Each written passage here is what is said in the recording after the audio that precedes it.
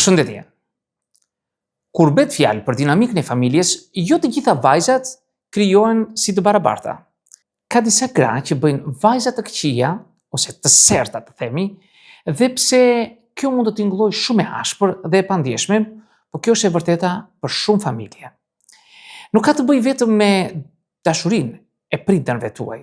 Vajzat e serta priret të jenë shumë të vështira për të përballur. Ato mund të jenë manipuluese, egoiste dhe tepër të dhimbshme në komunikim, qoftë manipulimi, shpërtimet emocionale, apo pa aftësi për të marrë përgjegjësi. Këto tipare mund të krijojnë shumë tensione dhe të tendosin marrëdhënie prind-fëmijë. E ndërsa askush nuk është i përsosur, ka disa zakone që bëjnë dikë një makth absolut për familjen e tij. Pra, sot do të flasim për 8 lloj vajzash që i bën ato të serta. Nëse i keni thënë ndonjëherë vetes, vajza ime është toksike, keni ardhur në videon e duhur. Më ndiqni në vazhdim për të ditur më shumë rreth vajzave toksike dhe llojeve të tyre të ndryshme. E para, vajzat që shfrytëzojnë dhe manipulojnë prindërit e tyre për të marrë atë që duan. Vajzat toksike apo të serta dinë të shtrembërojnë situatat për të përmbushur kërkesat dhe nevojat e tyre, qoftë duke luajtur me viktimën dhe me shantazh emocional, apo zhgënjim të fajit të prindërve të tyre, por manipulimi është taktika e tyre e preferuar. Ato mund të qajnë, të shpërthejnë me zemërim, apo dhe të gënjejnë vetëm për të marrë atë që duan, qofshin ato para, leje, për të bërë diçka, apo dhe vëmendje. A janë këto gjëra të këqija? Ato rrallë ndjen fajtore për këto. Dhe me kalimin e kohës, prindërit e tyre fillojnë të ecin si të themi mbi briskje, sepse vazhdimisht kanë frikë të thonë jo. Ata e dinë se nëse e bëjnë, kjo do të çojë në drama dhe trazira të panevojshme. Ti je prind, është mjaft e vështirë, pa pasur nevojë të lundrosh në kurthe emocionale të vendosura nga vetë fëmia yt. Se ne shpesh akuzojmë prindrit për keqëritje, por ka dhe fëmijë që janë shumë të sertë dhe prindrit nuk dinë se çfarë të bëjnë. E dyta, vajzat që nuk dinë të trajtojnë emocionet e tyre. Është normale të kesh ditë të këqija, por disa vajza kanë zakon të kthejnë çdo shqetësim të vogël në një shpërthim emocional. Gradualisht, bëhet e vështirë për prindërit e tyre të kuptojnë dhe të përballojnë ndryshimet e tyre të pafundme të humorit. Nëse ajo është e zemëruar, ajo shpërthen. Nëse ajo është e trishtuar, ajo pret që e gjithë shtëpia të ecë në majt të gishtave. Nëse ajo është e stresuar, ajo hedh të gjithë zhgënjimin e saj te prindit e saj. Vajzat të tilla toksike nuk shprehin vetëm emocione, ato i bëjnë ndjenjat e tyre problemin e të gjithëve. Në vend që të përpiqen të trajtojnë situatat në një mënyrë të qetë dhe të pjekur, ato shpërthejnë te prindërit e tyre për gjërat më të vogla. Ajo që ato nuk e kuptojnë është se paqëndrueshmëria e tyre emocionale shkakton shumë stres për familjen e tyre.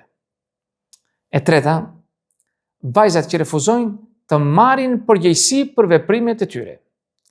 Një nga shenjat kryesore të një vajze toksike të vështirë është dhe kjo. Vajzat toksike nuk i pranojnë kur gabimet e tyre dhe fajsojnë njerëzit e tjerë. Është gjithmonë dikush ai që është problemi, po kurse si ato. Për shembull, nëse harron një ngjarje të rëndësishme, ajo do të fajsojë dikë tjetër që nuk ja kujton atë asaj. Nëse ajo kapet në një situatë ngjitse, të themi, ajo do të thotë se personi tjetër e filloi këtë ngjitje. Pra, marrja e përgjegjësisë nuk është pjesë e fjalorit të saj. Këto vajza rriten duke ju shmangur fajt dhe nuk mësojnë kur nga gabimet e tyre. Rezultati, prindërit e tyre kanë mbetur duke pastruar rrëmujën e tyre, duke u justifikuar për to dhe duke u marrë me pasojat e papërgjegjshmërisë së tyre. E katërta, vajzat që ankohen gjithmonë për diçka apo për tjetër gjë. Pavarësisht se çfarë bëjnë prindërit e tyre, nuk është kur e mjaftueshme. Nëse i blej një makinë, ajo do të ankohet se nuk ishte modeli që donte. Nëse gatuajnë ushqimin e saj të preferuar, ajo do të thotë se nuk është bërë ashtu siç i pëlqen asaj. Këto vajza e shohin gotën gjysmë bosh gjatë gjithë kohës. Ato fokusohen në atë që mungon, se sa të vlerësojnë atë që kanë. Në vend që të jenë mirënjohëse për përpjekjet e prindërve të tyre, ato gjejnë vazhdimisht gabime dhe i bëjnë të ndihen të pavlerësuar. Me kalimin e kohës, ky negativitet i largon prindrit emocionalisht, duke i bërë ata të ndihen sikur asgjë që bëjnë nuk është aq e mirë sa duhet. E pesta, vajzat që mbajnë mëri. Kjo është një nga llojet më të këqija që bëjnë vajzat e vështira. Disa vajza thjesht nuk i lënë gjërat të shkojnë. Pavarësisht nëse është një debat i vogël i viteve më parë, ose një incident fëmijërie që mezi ka kaluar dhe nuk ka më rëndësi, ato vazhdojnë të mbajnë inat. Në vend që të flasin për të dhe të përpiqen të ecin përpara, ato vazhdojnë të sjellin gjëra që kanë ndodhur në të kaluarën në çdo çast që ato kanë mundësi të merren me to. Për shembull, ato mund të thonë gjëra të tilla si: të kujtohet se nuk ma bleve atë lodrën kur isha 5 vjeçë unë? Dhe ky bëhet një argument i përjetshëm. Prindrit e tyre mund të kenë kërkuar falje mira herë, por kur nuk mjafton për to. Mbajtja e inatit u jep atyre një ndjenjë fuqie dhe ato e përdorin atë me të gjitha forcat e tyre. E gjashta, vajzat që neglizhojnë përgjegjësitë e tyre, por presin që të tjerët të bëjnë gjithçka për to. Vajzat toksike presin që gjithçka të dorëzohet në një pjatë argjendi. Ato ndjejnë kur prindrit e tyre janë atje. Pse duhet të lëvizin gishtin e tyre ato?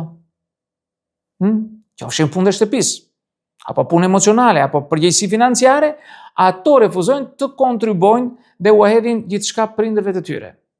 Dhe si të rritura tashmë, ato sillen si fëmijë të pafuqishëm, duke pritur që prindrit të pastrojnë pas tyre, si fjalë për fjalë, ashtu edhe në kuptimin e figurshëm. Ato nuk ndihmojnë në shtëpi, nuk kontribuojnë financiarisht kur duhet dhe supozojnë se prindrit e tyre do të jenë gjithmonë aty për të shpëtuar nga të lashet. Në vend që të sillen si të rritura dhe të rriten në mendësi, ato zgjedhin të mbeten të mbërthyera në një gjendje pafuqie, të pamësuar, duke i bërë gjërat edhe më të vështira për njerëzit rreth tyre, por veçanërisht për prindrit e tyre.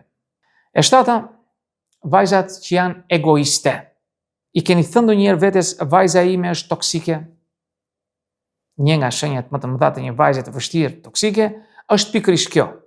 Për femra të tilla, bota sillet rreth tyre.